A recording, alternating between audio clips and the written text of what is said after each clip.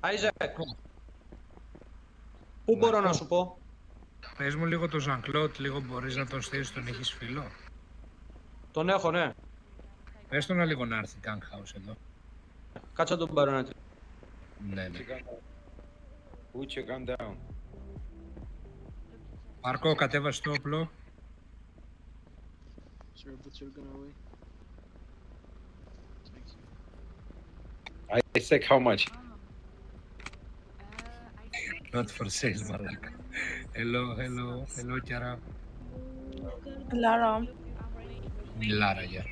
Ιζάκ βγήκε εκτός. Ωραία. Αυτός που πυροβολούσατε πριν με το Jean-Claude είναι ο Army FG. Θες Είναι να σου πω δηλαδή- τι έγινε? Ναι, είδα πολλά βίντεο.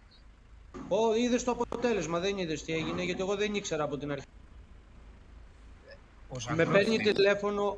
Δεν Ναι, φταίς εσύ. με παίρνει τηλέφωνο και μου λέει έλα να φάμε έναν, ναι, μου λέει. Και σταματάει και αρχίζει και πυροβολάει από το πουθενά.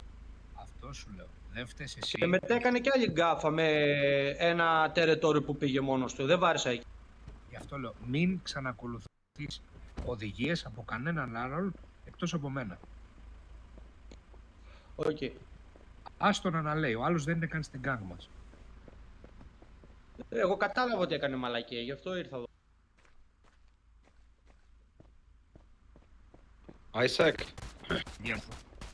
take care with Eisen. He already just texted in Who is trade. shooting? Let me see. Army, please follow us. Not now. He texted before, Alan, like Alan, on the trade. He said, "Army, back, come get your back. carriers." Stay together. Someone's coming with me.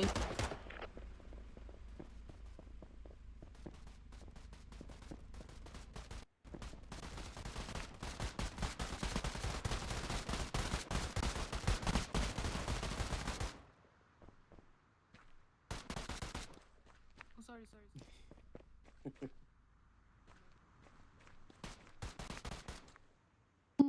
I know that I'm busted, but you don't need to shoot at me. Guys, be careful. When there is like someone start shooting, no, everyone don't come and follow me. You have to stay also in the center. Isaac, I sent you something on Discord. Yeah, bro, I saw it. So I'm gonna check it in a few, yeah.